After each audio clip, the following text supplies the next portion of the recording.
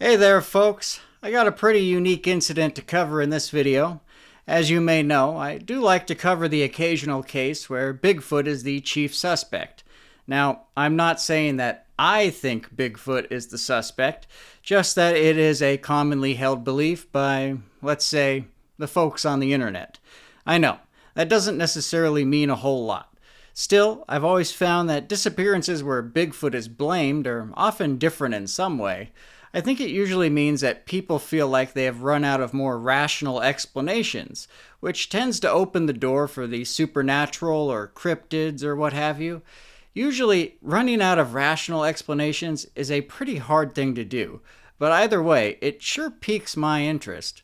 Now, the case we're about to talk about is fairly old.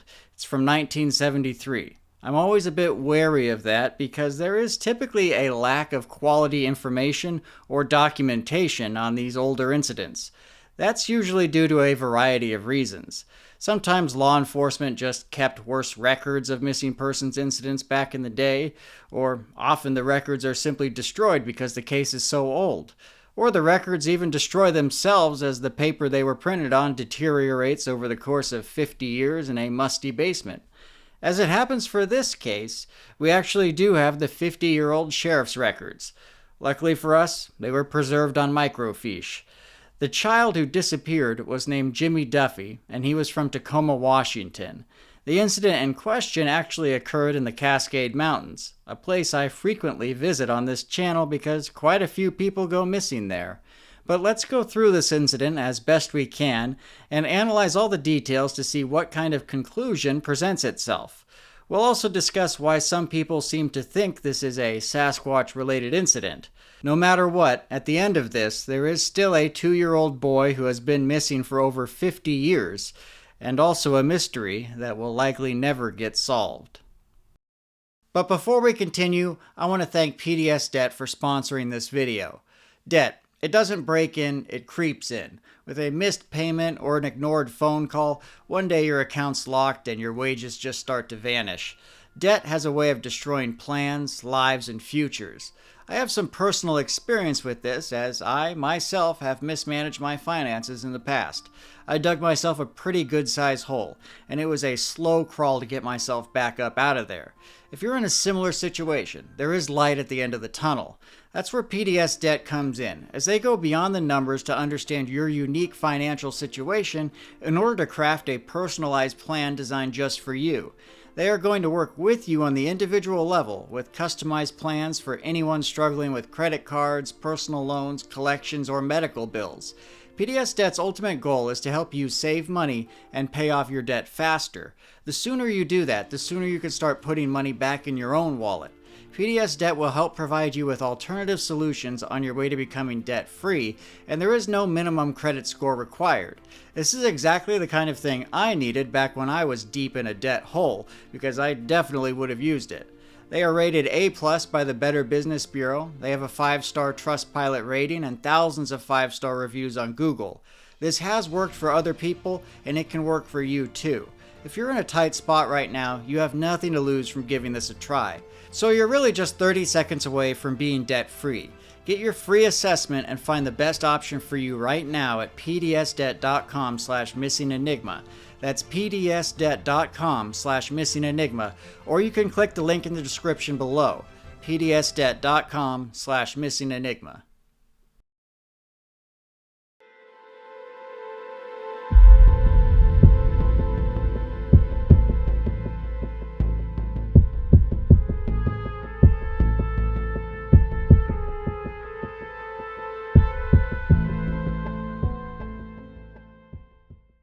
In 1973, parents Jim and Carol Duffy had 2 children, 2.5-year-old Jimmy and his 11-month-old sister Natalie.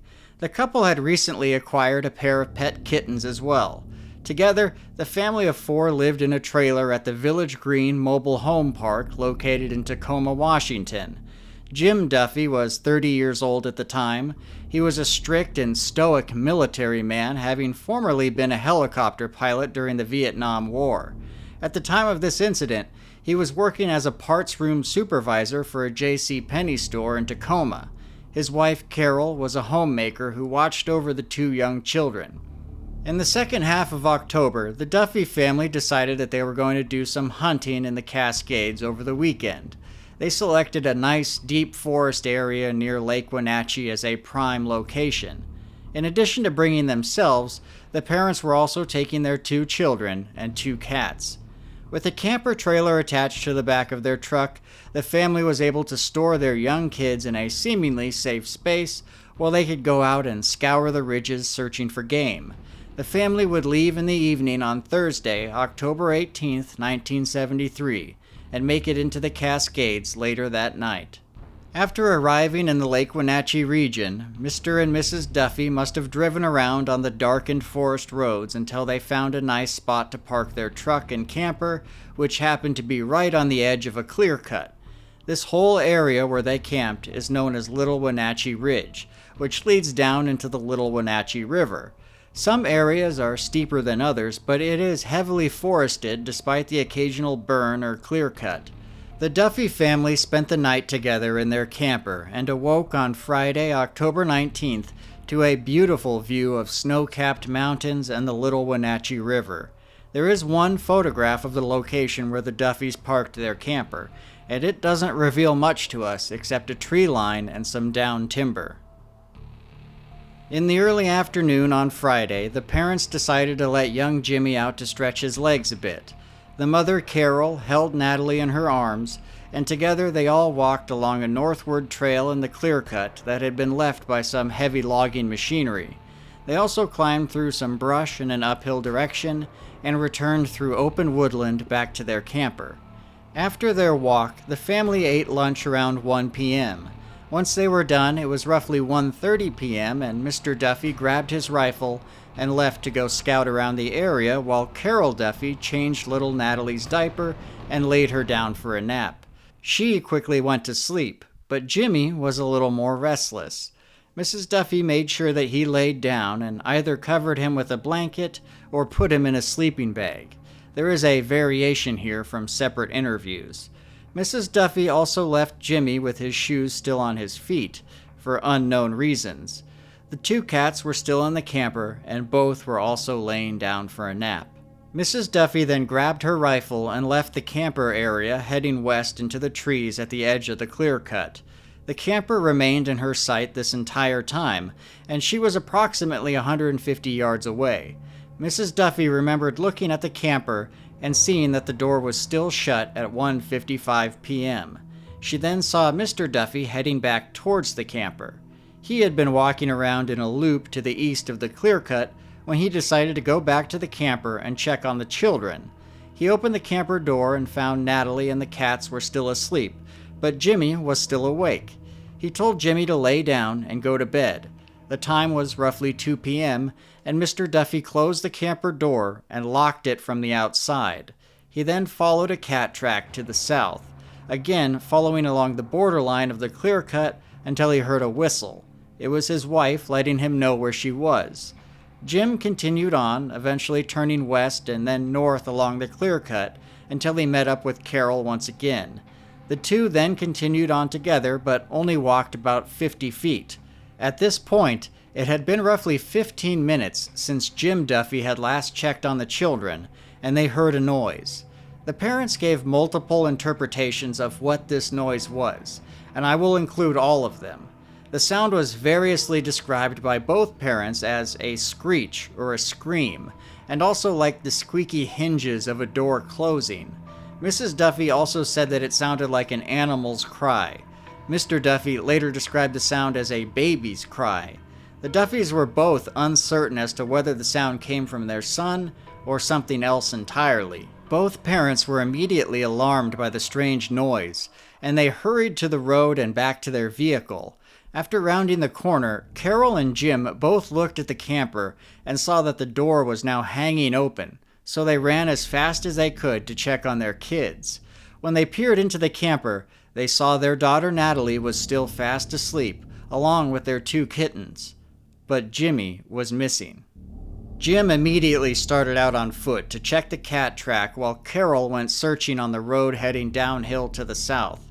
They both began shouting Jimmy's name, but they saw no evidence of anything. After a few minutes of searching, Mr. Duffy met back up with his wife and told her to run down the road where there were 3 trucks parked lower on the ridge.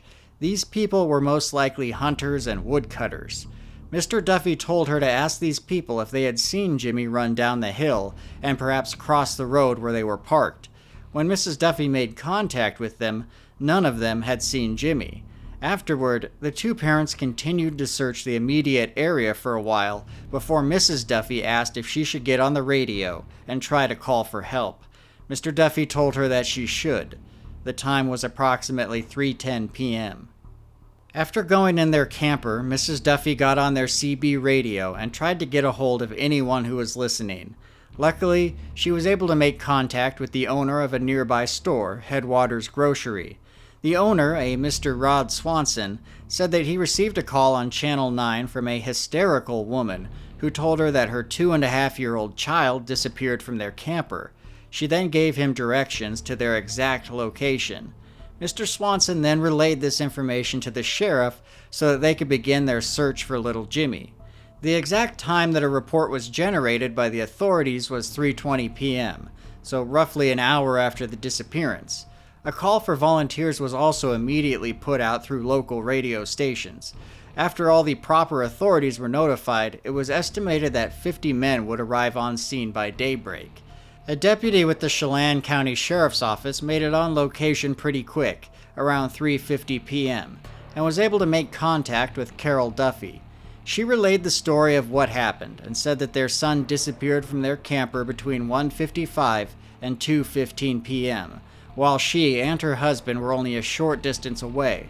She said that Jimmy was wearing white training shoes, light blue denim trousers, a dark blue long-sleeve turtleneck shirt, yellow knee-length socks, and a white t-shirt underneath the turtleneck. Mrs. Duffy said her husband was still out scouring the ridge looking for Jimmy, and he had been since the incident began. Around 4 p.m., the deputy began looking around for clues. He checked the ground around the camper where the dirt was soft and wet, but was unable to locate any child footprints in the muddy soil. Since the time of his arrival, there had been 4 additional adults that happened to arrive on scene. 2 were woodcutters and 2 were hunters, but all just happened to be in the area when they were alerted to Jimmy's disappearance. The deputy asked the 4 civilians to go and check the road for footprints and see if the boy went that way. The group went and checked, but they found nothing of interest. The 2 hunters said that their wives had been on the road below the camper during the afternoon and were positive that the boy didn't go downhill from the road. A posse of sheriff's men, along with Forest Service employees, made it on location around 4:20 p.m. and were directed to check the perimeter of the clear-cut next to the camper. Around this time, Mr. Duffy finally arrived out of the woods after searching for the last 2 hours or so. Here, he finally encountered the sheriff's deputies and searchers who were trickling onto the scene. Mr. Duffy told them that his search had been fruitless, and he found no clues as to Jimmy's whereabouts. The deputy states in his report that Mr. Duffy seemed overly concerned and quickly left again, this time in a westerly direction to continue his search. Mrs. Duffy was interviewed by authorities around 4:25 p.m., and she gave a detailed version of events. Mr. Duffy was interviewed when he returned to the camper around 5 p.m. and essentially gave the same story as his wife. At 5:15 p.m., one of the 3 hunters that was camped approximately a quarter mile below the Duffys on the ridge told a deputy that he had only seen 1 vehicle leave the area the entire time. It was a green International truck with a dark green camper. The hunter said that the truck was driven by an elderly male. At around 6 p.m., more searchers poured into the area. Mr. Duffy started cutting firewood and stopped searching. The deputy reports that neither of the parents appeared to be overly concerned after his initial contact with them. Searchers continued well after dark, using flashlights to search the thick woodlands. Around 25 searchers remained on the ridge until 3 a.m. None of them found anything relevant to the case. The following day, October 20th, the search received a large increase in manpower, including volunteers. They spent all day scouring the ridge for Jimmy. The sheriff decided to call in even more help, so they notified 7 different SAR groups within the state. Dogs were also called in to see if they could scent the child and put a quick end to the operation. The vast majority of personnel started to arrive on scene by the morning of October 21st. This day would reach a peak in search personnel of roughly 250 people. After their arrival, the entire area was searched all over again, with a 2-mile search radius. Areas beyond 2 miles were also searched, but they were selected based on the likelihood that Jimmy would actually go there. Nobody expected that a young child could have gone very far. They searched in a grid pattern, tying long lengths of string as they walked to mark the areas that they were searching, and assuring that all possible sectors were looked at. Earlier in the day, detectives went to speak with Mr. Duffy, who was still on scene at the location of the camper. They asked him about the green International pickup truck, which was seen leaving the area on the day that Jimmy disappeared. Mr. Duffy tried to dismiss the detectives' concerns because he said that the man in the green truck stopped and spoke to him, and he didn't suspect the man was capable of anything at all. Later on, Mrs. Duffy's sister arrived at the search base camp to help out. She told investigators that she thought the Duffys were very strict, but not excessively. She also said that Jimmy was retarded. She said that she didn't know of any family problems the Duffys might have and never suspected that Jimmy's parents might be abusive. On the evening of October 21st, all volunteer organization leaders and the sheriff's department gathered for a meeting. They looked over maps of the search area and looked for places that they might have missed or other regions that were not covered sufficiently. These select areas were all researched in the following days. On the 22nd, searchers checked the tops of the cliffs in the region to rule out the unlikely event that Jimmy went uphill. There were approximately 150 people searching Little Wenatchee Ridge by this point. The search brought so many people into the area that Little Wenatchee Ridge had become like a small town, with tents covering every flat spot of land, with vehicles, campers, and vans parked on the sides of the road in all directions. Speaking on the situation, the sheriff said that he could not rule out foul play in the case, meaning that Jimmy could have been kidnapped. He also said that it was possible that a large animal such as a bear or a cougar stole the child away. Mrs. Duffy was quoted saying, "I think he's here somewhere," but that it also crossed her mind that he had been kidnapped. On October 23rd, the 92nd Aviation Company brought in a large helicopter that flew over the search area. They saw nothing of interest, but given the heavy forest covering, I wouldn't expect them to. At this point, the search was already getting weary. No evidence had been found, scores of people were on the ground, and the missing child was only 2 years old and should not have been able to travel very far. Their determination was that either Jimmy was deceased at this point, or he was never in the area in the first place. One reporter said that it was as though 2.5-year-old Jimmy stumbled through an opening in space, which Duffy closed behind him forever. On the 24th, the sheriff called the dog searchers back in to search some specific areas of interest, but nothing new was learned. The sheriff began to get really frustrated at the lack of progress they were making in the case. The more the search went on, the less he believed what the Duffys were telling him. Later in the evening on this day, detectives took Mr. Duffy aside and essentially read him his Miranda rights. They then asked if he was willing to answer any questions, and he said he was. They told Mr. Duffy straight to his face that they didn't believe his story, and they thought that Jimmy had never been in the area to begin with.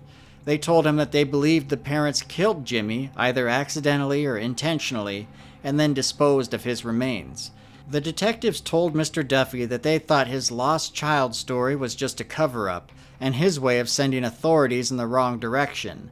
Once hit with all of these accusations, Mr. Duffy simply told them no, with no discernible emotion on his face. They asked him if his wife had killed Jimmy, and Mr. Duffy replied, "I don't think so." They then asked Mr. Duffy if his wife had a boyfriend, with no apparent reason to think that she might. Mr. Duffy replied, "Not that I know of." He also denied having any sort of affair with another woman.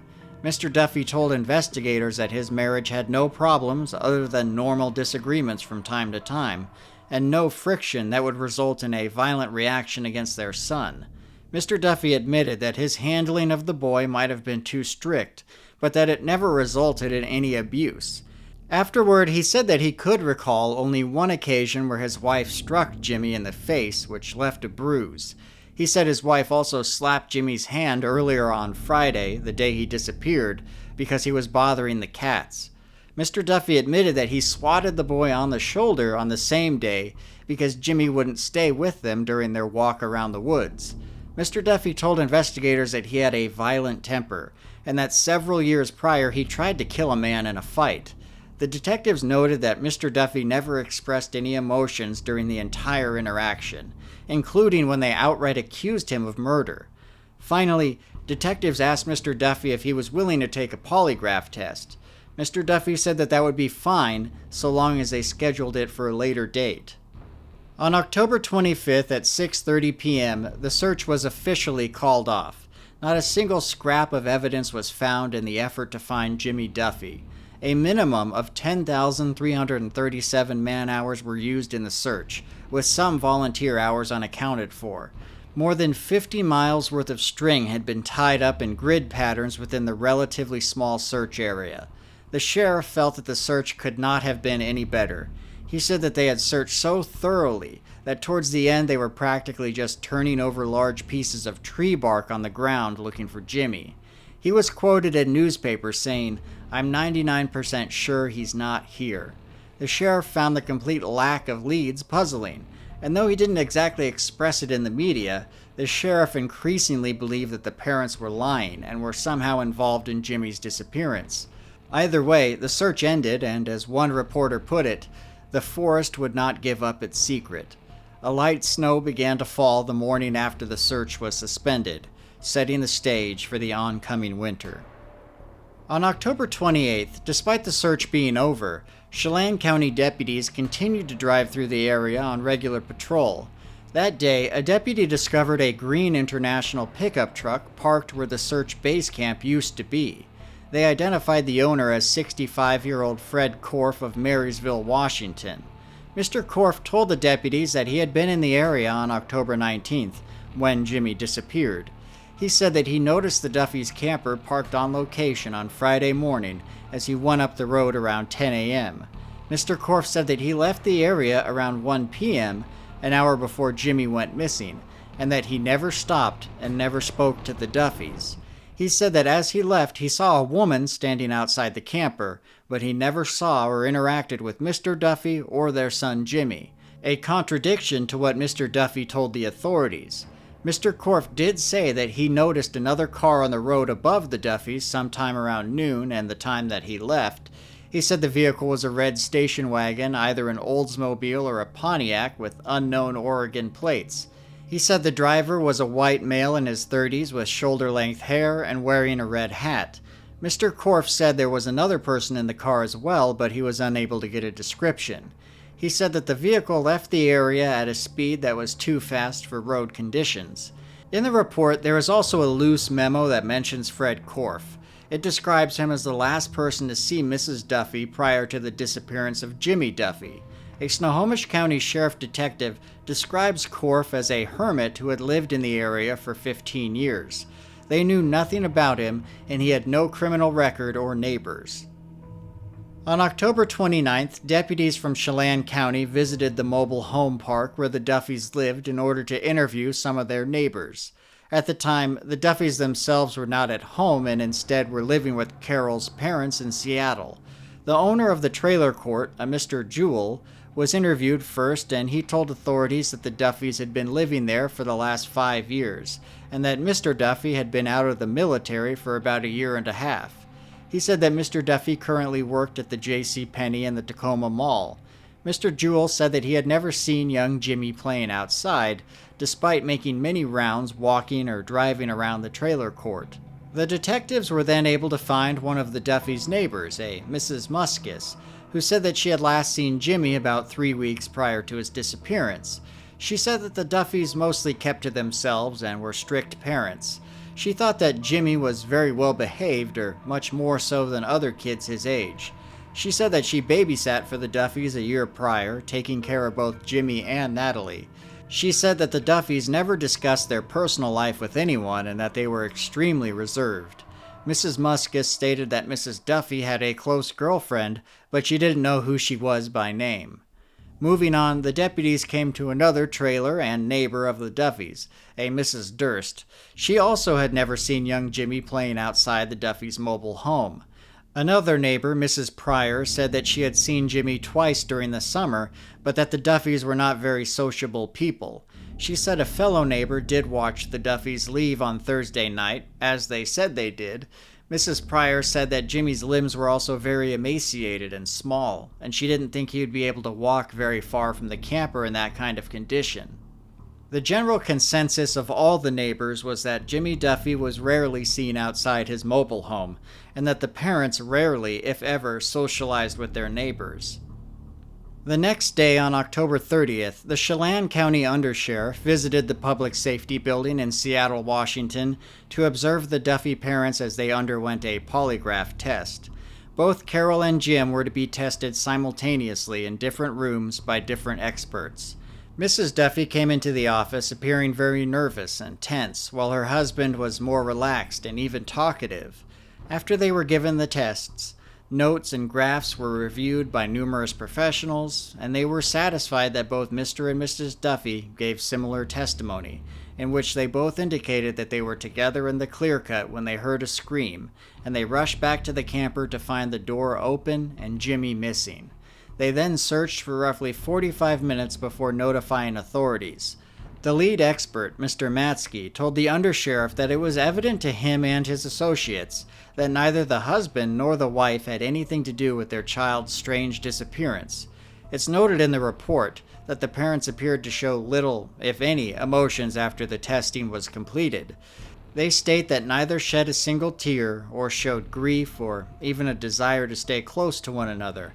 Both parents kept themselves separated, with Carol sitting in a chair while Jim stood off by himself in another area. With the Duffys both passing their polygraph tests, the Chelan County Sheriff had lost their only lead in the case. They told the Duffys that they would continue searching, but no further operations of any scale were conducted in the region, and no new clues ever presented themselves. The case went cold and was forgotten. I've been out to the Lake Wenatchee region before for the Hildegard Hendrickson case. The Duffy case is in a whole other area to the west of the lake. I was really curious to head back into the Cascades and have a look at the location where this child disappeared and this large search took place. The exact location of the Duffy's vehicle is unknown, at least to me. The reason for that is that the sheriff's report gives conflicting information about where they were. One page indicates that they were on Peavine Creek, another page indicates that they were on Line Creek. Those creeks are not close to each other. Some of the maps they supply are quite messy and also seem to conflict with markings on other maps in the case file. Using one map, I could deduce that they were parked up here on the ridge, but this spot is not near Line Creek or Peavine Creek. It also seems to contradict another map of their location and some of the testimony given by the parents. Yes, it is amazing to me that the sheriff's office could spend so much time and effort searching for Jimmy Duffy and still somehow not have an accurate description of the point where he was last seen within their own records. The only thing I know for certain is that the family was somewhere along this ridge, which is Little Wenatchee Ridge, and they were on a road that may or may not even still exist. Ultimately, the only thing that really matters is that we know the general region where this all occurred. If little Jimmy is still out there, then this is where he would be.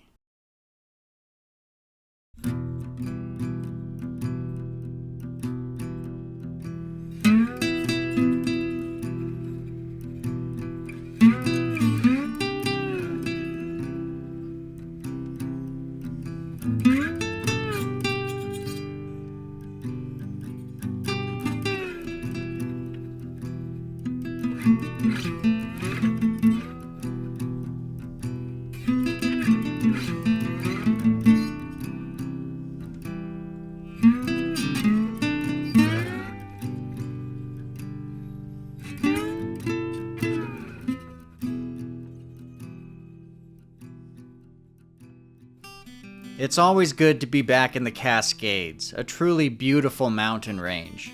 Even in early summer, the temperatures were perfect and the nearby peaks were still snow-capped. The road that heads out in the direction of Little Wenatchee Ridge is actually quite nice, which is a relative rarity when I go on these outings. Since we don't have a pinpoint location or goal to get to, my plan was to just walk around the area and get a feel for the place. Oftentimes, understanding the ground and terrain itself can help with formulating a theory. Today, it is quite easy to get to the ridge itself, but getting to all of the forest roads that wind across the ridge is a whole other matter, as sometimes the Forest Service keeps them closed for unknown reasons.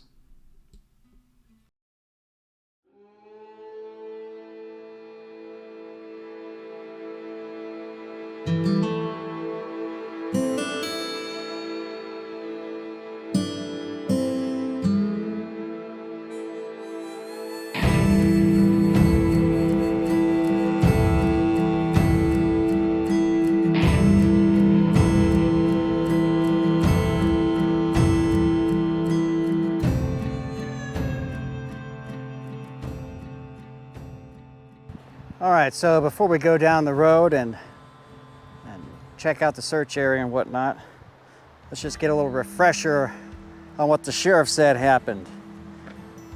This is a very abbreviated version according to them. Mr. and Mrs. James Duffy from Tacoma parked their camper in the corner of a small clear cut at roughly 3,600 feet. I don't think that is accurate. Planning to do some hunting. Sometime earlier in the day, they took their son, Jimmy, for a short walk down a cat track on the north side of the clear cut, then climbed through brush uphill and returned through open woodland to the camper. So they took their son for a walk. That was the only thing they did with him in this area. In the early afternoon, Carol Duffy put the two children down for their naps, Jimmy and the 11-month-old Natalie, his sister. Then Carol and Jim took their guns and walked down the road on the west side of the clear cut. Near the southwest corner of the clear cut, Jim left Carol and returned to the camper to check on the children. Both children were asleep, so they were going back periodically to make sure the kids were still there. Jim then took the cat track to the east, then skirted the edge of the clear cut and rejoined Carol. At this time, estimated to be 15 minutes from the time Jim left the camper, they heard a noise. And I think the estimated time is around 2:15 p.m. This was variously interpreted to be either a screech or perhaps the noise made by the squeaky hinges of the camper door as it closed. Carol and Jim both looked at the camper, noticed that the door was now open, and returned as fast as they could to find Jimmy gone. Natalie and two kittens were still asleep. While there had been some minimal traffic on the road, neither Carol nor Jim could remember any traffic during this time span. So, the people that they had seen in the area, they didn't prior, the hermit guy, all this other stuff, seemed to be gone. Even the hermit guy said he was gone an hour prior to this event happening. So they didn't see anybody in the area, or they had passed, they were all gone. And yet somebody was able to come and take their child. Let's move up the road a bit.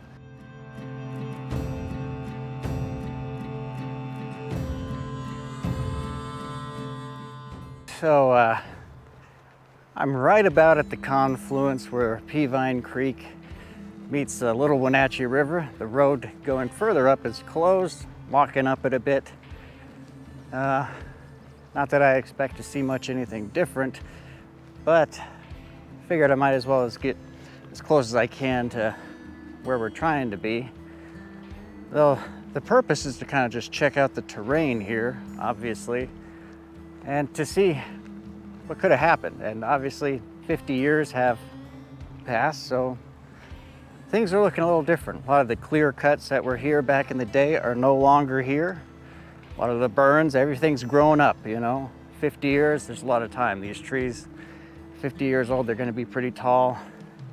It's gonna look a lot different. Already I can tell that this whole area is really steep, so I can't even imagine what the searchers had to go through. But apparently they did such a good job, they said at the end that they were just turning over pieces of bark looking for this kid. So I'm gonna go further up a bit and see if anything looks different.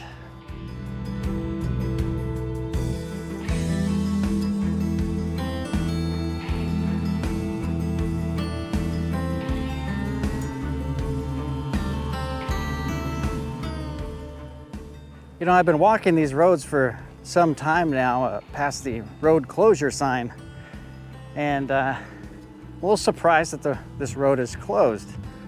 I mean, it's quite nice. It feels like they just wanted to make me walk. This road is just as good as the other roads we were on. I guess I don't understand the Forest Service, so I'm just complaining at this point, so forgive me, but who knows? Maybe there was recent Bigfoot attacks up here, I don't know.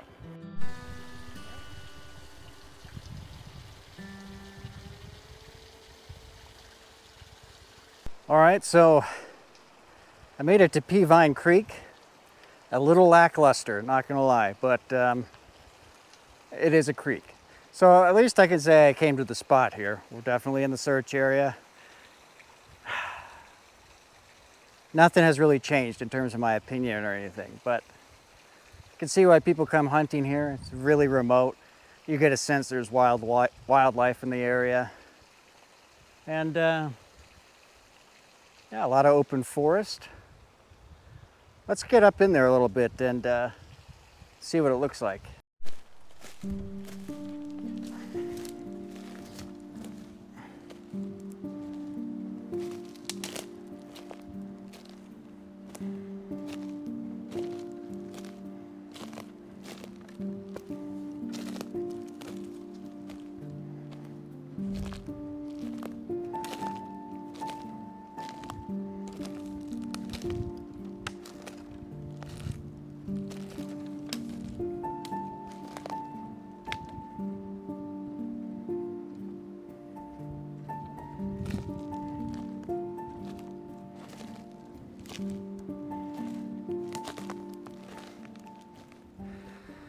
Well, the forest here is different in different areas. Obviously, some areas have a lot more undergrowth, and some where the trees are a lot larger, there's no brush you really have to deal with. You just have to deal with a cloud of mosquitoes, which are currently attacking me. It seems like someone probably could run down this. Some areas are less steep. This incline really is not bad where I'm at. And in fact, we're closer to where someone would have run down this hillside if they had taken Jimmy. Now, the other point is that if they came down, how would they get past the hunters at the bottom? And it's possible that some guy could have done that and nobody saw. Fully possible. Maybe he had a truck, maybe he threw the child in it and bailed out of there real quick. The hunters were not interviewed by the cops. You know, there was just like a little blurb in the report basically saying, I talked to the hunters, they said they didn't see anything. I would have liked to have seen a little bit more. I know it was 1973, so I shouldn't expect much, and we're lucky to even gotten anything. The question is why, who, how, but these are answers we're never gonna get.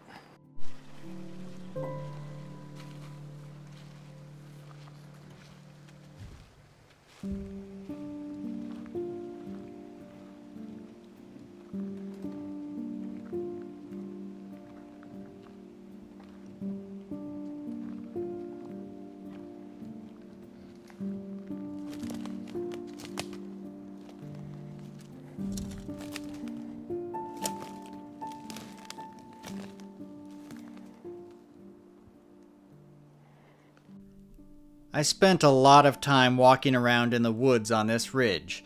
I won't bore you with a solid hour of it. The level of steepness can vary dramatically depending on where you are located. This could, without question, be a factor in whether or not someone could steal a child and carry them downhill through the woods towards a truck that is waiting on the road below. Some regions of the woodland are only moderately inclined, others are quite precarious indeed.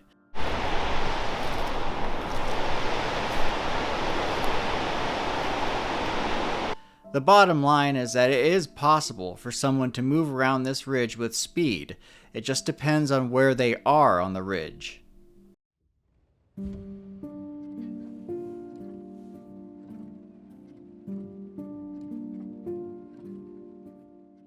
Okay, so as I'm walking here, and again, I apologize if the wind is affecting this, but behind me, we're looking at the road that the hunters' vehicles would have been parked on.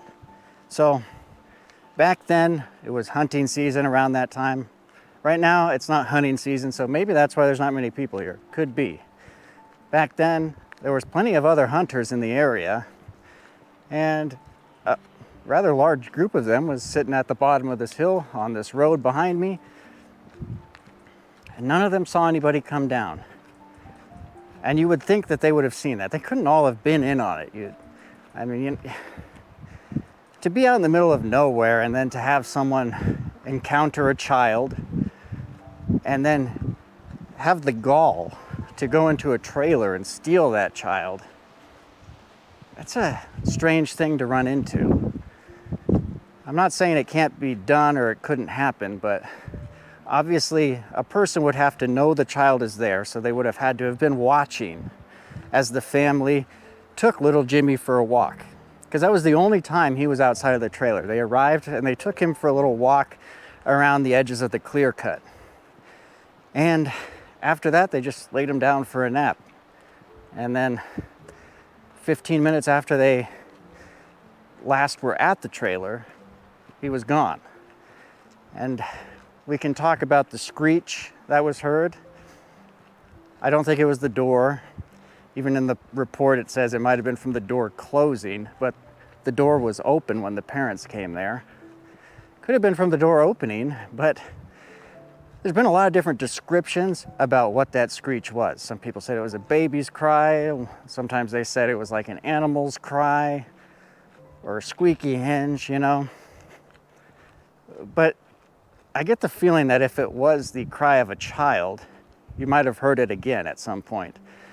Unless whoever the abductor was put their hand over the child's mouth, I suppose. Either way, we don't really know what that's about. Obviously, some people would put that sound in the Bigfoot camp yet again. Again, I can't argue against it, but I'm unconvinced that Bigfoot was involved here. Who knows, if I see him today, I will change my mind. Anyway, let's keep moving.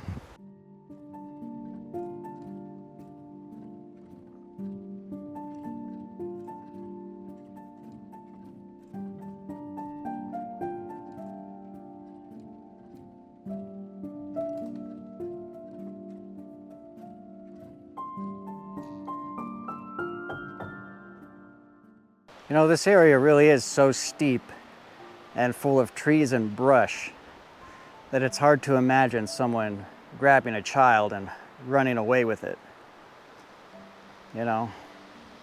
And the sheriff from the beginning had this thought that it was the parents and that they were involved the whole time.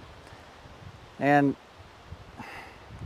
you know, the dad seemed like a very stoic guy. He was military, and he didn't show any emotion throughout this whole ordeal. And that, I think, is what really kind of tipped the sheriff off that something might be wrong. There was also some hints that they were a very reclusive family. They didn't let their kids out a lot, you know, but that could just be from this strict military upbringing that Jimmy was having, you know.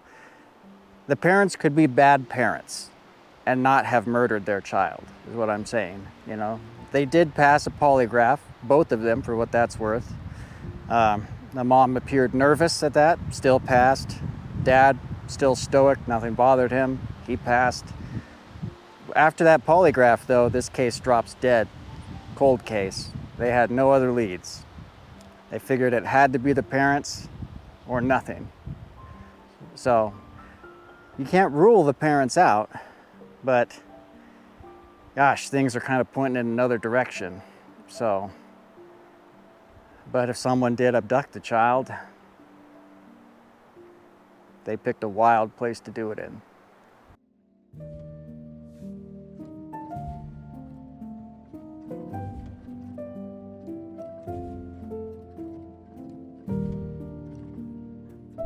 You know, as I'm walking by the hillside here, you can kind of develop a lot of sympathy for the search party in this area. It must have been real tough. The whole thing is on a hillside, pretty steep. I mean, at least you're on an incline almost the entire time, some sort. And then some areas are just littered with brush. But they felt like they did a really good job. They were certain that wherever Jimmy was, he was no longer in this area. So, I mean, they seemed confident about it. Should we trust them? Maybe. I don't see, there's no way Jimmy could have gotten out on his own. And I think that's probably the only way I would expect him to still be in this area, is if the child was able to get out of the trailer by himself, but it was locked from the outside. Someone got in and got to him.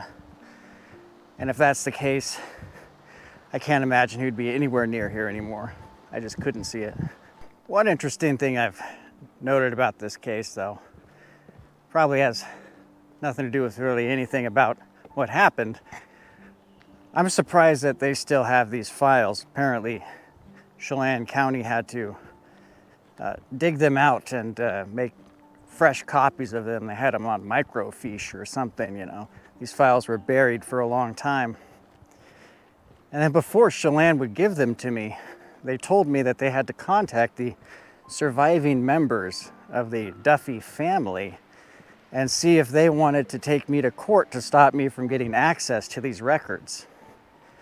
When I saw that, I was kind of like, well, what's in here? I've never encountered that before.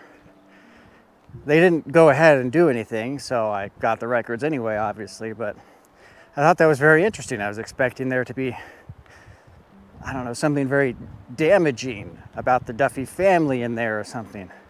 And I don't know that there really is. I mean, there's some evidence that the Duffy family, or at least the parents, maybe they weren't great parents. I don't know. It was a military family in 1973. I don't know that I'm so surprised that they, schwacked the kid a couple times. I'm not saying that's good. I don't know if I'm surprised.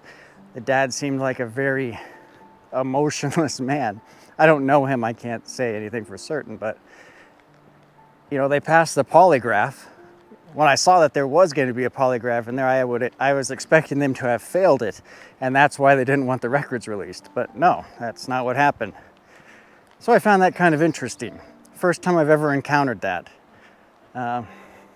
But we got them anyway, and there was a lot to be learned in there, a lot more stuff than you would have found in newspapers. So it's good we got that.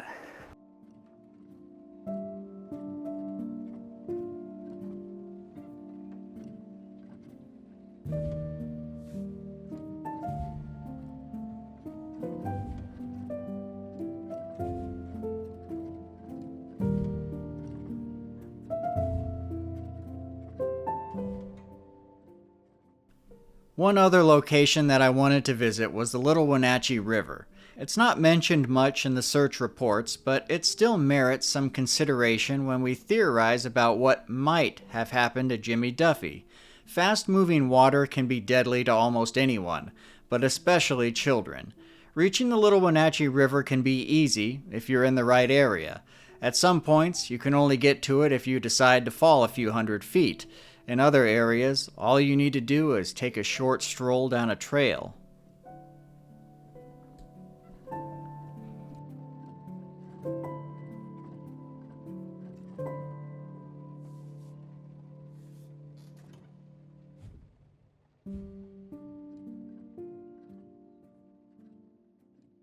So right now I'm down at the Little Wenatchee River, and I apologize for the wind if it's affecting this. I gotta think it is, and if it's not, then this microphone is very good.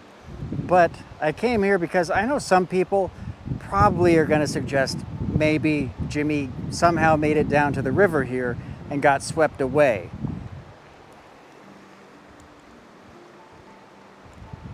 Given his age, he could easily get swept away in this river. It's a pretty big river.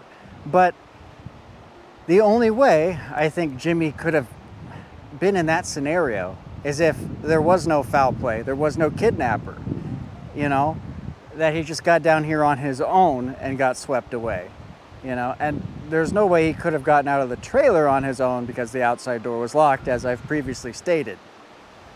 Now, the only other possibility on that same line of thinking would be with the involvement of the parents yet again.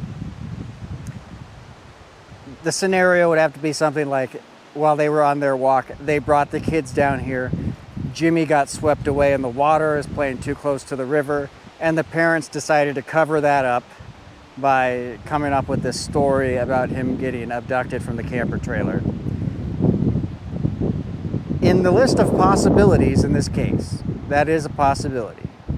You know, but it's one amongst 100,000 probably. What we're trying to look at is the most likely possibilities.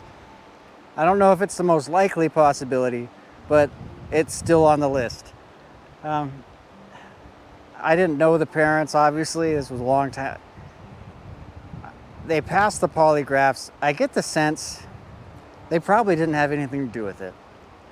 That's just the sense I get, and that's just me. You know, again, bad parents aren't necessarily parents that kill or do this kind of thing. At the same time, I suppose you could say if they were neglectful parents, they could have let something like this happen where their child gets swept away. I don't necessarily know why they would invent the story of him being kidnapped. If that was the case, why not just tell the sheriff, our son, he got away from us and he got swept away? It's one of those things, you know, who knows what happened in the end. None of the story really makes sense because it's hard to really make a theory fit. I mean, abduction. Why would somebody in the area be here looking to abduct a child? If they did, how did they get away with it? And, you know, and then the parents, were they involved? It seems not. They passed the polygraph. There's no evidence to suggest they were. I don't know.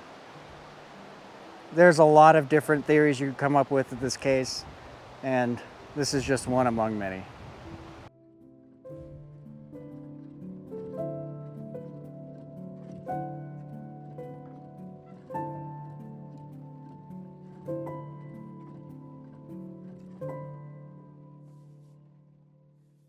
All right, folks, I think we've kind of seen what there is to see here.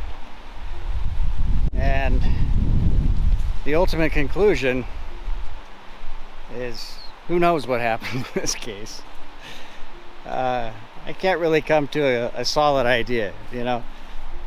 And that's unfortunate because I know that's why Bigfoot is like the #1 culprit in this case for a lot of people. Because it's hard to imagine a kidnapping. For me, it would be easier to imagine the parents involved in some sort of, you know, neglected child incident or something, and they wanted to cover it up. But they did pass those polygraphs, and I'm stuck on that point a little bit. Again, I know they're not, you know, the end-all be-all of gauging someone's trustworthiness or truthfulness, but it does count for a little something, because it was both of them, the dad and the mom. And if the mom was already feeling nervous about the test, I would have expected her to fail or something. Anyway, I'm gonna start heading back now, and we'll finish up this video. Visiting this region has helped to confirm what I already suspected, that there are multiple possibilities when looking at this case. It's easy to imagine someone, especially a small child, getting lost in this area. But then again, you would hope such a large search would turn up something. There is just no evidence to suggest that Jimmy himself got lost. Once you consider that, you have to move on to stuff like foul play. You might think that a deep woods ridge would be an odd place to encounter such a thing. Except, anywhere there are people, there are possibilities. And there were quite a few people in this place when Jimmy Duffy vanished. So I think much of this case boils down to one question. How much can we trust the parents? There are some discrepancies in Jim and Carol's narrative. Usually these are small discrepancies amongst the 3 or 4 different interviews given between the two of them. When I say small, I mean that sometimes it will say that Jim went east at a specific point in one report, and in another report it will say he went west. One report says that Jimmy was covered by a blanket, another one says that he was put in a sleeping bag. After Jimmy vanished, one report says that Jim Duffy went to search the clear cut while his wife went to search the road. Another report has it the opposite way, where Jim searched the road and his wife searched the clear cut. These are discrepancies, but it's hard to know where they come from. They might not even be because the parents changed or messed up their story. It could very well be that the deputy they were talking to wrote it down incorrectly. You have to remember, these guys are in the field, probably taking notes on a notepad or maybe even trying to capture these statements by memory. And then later they have to go and sit down in front of a typewriter and recreate what they heard to the best of their ability. So the discrepancies could all be coming from that process. In my opinion, there is only one large discrepancy in Jim and Carol's narrative, and that relates to the so-called hermit, Fred Korff. You have Mr. Duffy, who says that Mr. Korff stopped and talked to them, and Mr. Duffy even tells authorities that he seemed like a good guy and he didn't have anything to do with it. While Mr. Korff himself says that not only did he never talk to Mr. Duffy, he never even saw Mr. Duffy in the area. He says he only saw the wife near the camper as he was leaving the area. So what's going on here? Either one of these people is lying or someone is mistaken or something. The problem is that the authorities never did anything to reconcile this strange discrepancy. They never followed up with Mr. Duffy and asked him about this a second time. The thing is, it kind of seems like one of these two men is lying. But why would they do that? Maybe because they had something to do with it. If that is the case, I don't see why Mr. Duffy would need to lie. In fact, if Mr. Duffy was involved in his son's disappearance, you would think that he would be trying to divert attention to anywhere else he could. Saying that a hermit might have been responsible would have been a good way to do that. But Mr. Duffy did the opposite. He said that the hermit seemed like a good guy. You probably don't have to worry about him. So it doesn't really make much sense for Mr. Duffy to be lying here. On the other hand, you have the hermit, Mr. Korff. Why would he be lying in this instance? Well, the obvious answer would be that he had something to do with Jimmy's disappearance. If Mr. Korff was responsible, he would probably try to separate himself from the Duffys as much as possible. Admitting that he even talked to the Duffys would place him much too close, and potentially make him a suspect. So it kind of seems like the only one who might have real motive to lie in this instance would be Mr. Korff, which would put him on the suspects list. And since we're talking about suspects, I think there really are only two possibilities in this case. One, that the parents are lying and that they had something to do with Jimmy's death. Or two, somebody actually stole Jimmy Duffy from the trailer in the forest. When it comes to the parents, I know that they passed a polygraph, but in my opinion that doesn't completely exonerate them, especially a 1973 version of a polygraph test. The parents seem like some strange people, and I hate to hold that against them, but something just seems off based on the little we know about them. They also didn't seem to treat little Jimmy very well. They admitted to striking him in the past, and he was rarely, if ever, seen playing outside. In determining whether or not their story is true, there are a few things that stood out to me. One is that the first deputy on scene looked for tracks outside the camper, and he said he couldn't identify any child's footprints in the muddy ground. I feel like he should have seen some. Jimmy had been in the area for half a day, and during that time he was let out to go on a walk. So why were there no footprints? This could indicate that Jimmy was never in the area in the first place. Another odd part of their story is that they say that they heard this incredibly loud cry or scream coming from the camper. At the time, they were presumably pretty far away. We don't have an exact distance, but there are some estimates. They were somewhere between 150 to about 400 yards away. So they were able to hear this loud noise from at least 150 yards away. It must have been pretty loud. But when they got to the camper, their baby, Natalie, was still asleep. That seems a bit strange to me. I mean, maybe the baby was just a heavy sleeper, but I'd usually assume that a sound that was loud at a distance of 150 yards would be very loud at only a couple feet. Loud enough to wake a baby, at least. But it didn't. Does this indicate that the parents are lying? No, not necessarily. It's just one of those things that kind of raises an eyebrow. Regardless, there's enough oddities here that the parents should still be considered suspects in this case. The other option is that they were telling the truth and somehow someone was able to steal Jimmy away from the camper.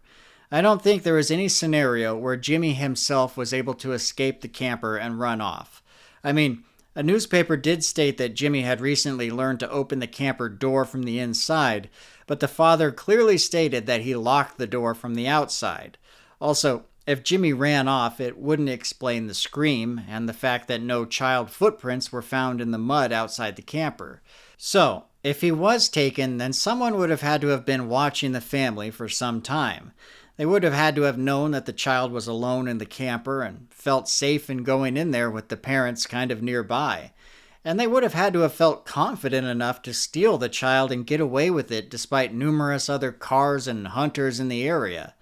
This is why a lot of people have proposed that Sasquatch was behind all this. The deep woods location where this happened, the secluded area, the difficulty in getting away. It's hard to imagine a man being responsible. For someone to have opened the camper, stolen the child, and run off into the forest quick enough to get away, they must have been pretty quick, and also pretty strong.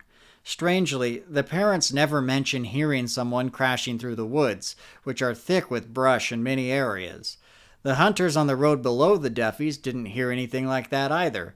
Given that the area around the camper was really muddy, if Bigfoot was responsible for abducting the child, I would imagine its footprints would be awfully clear. Yet, nobody mentioned seeing anything like that in the mud. If Jimmy was abducted, then Fred Korff would seemingly be the prime suspect. He could very well be lying when he says that he never spoke to the Duffys while he was in the area.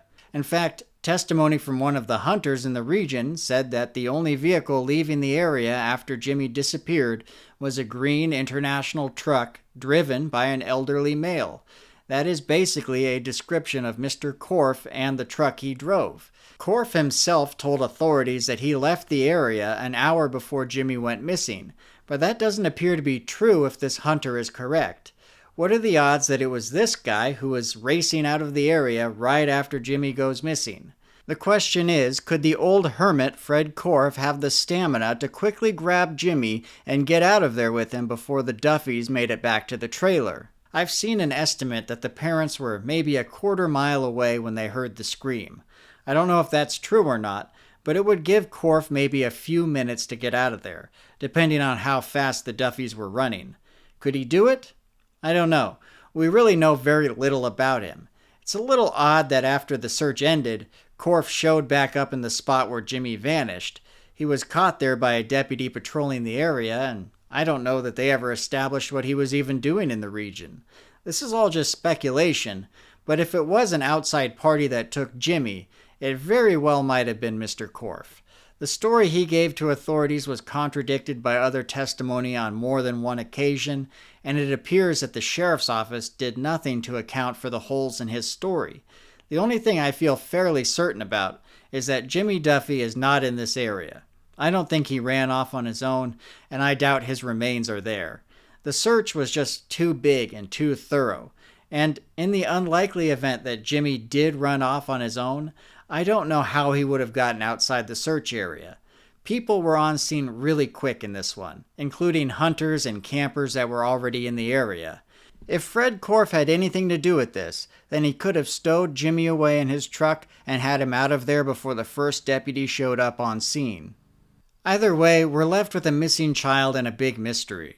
I doubt we'll ever know for certain what happened to Jimmy Duffy. This case is an odd one with strange people and strange circumstances, but I don't think Bigfoot has to be involved for it to make sense. There are more than enough humans in this story that come across as really shady individuals, and likely with motives that we'll never know or understand. When you have something like that, you have the start to finding an explanation for whatever happened here. Let me know what you think happened in the comments below. And until next time, thanks for watching.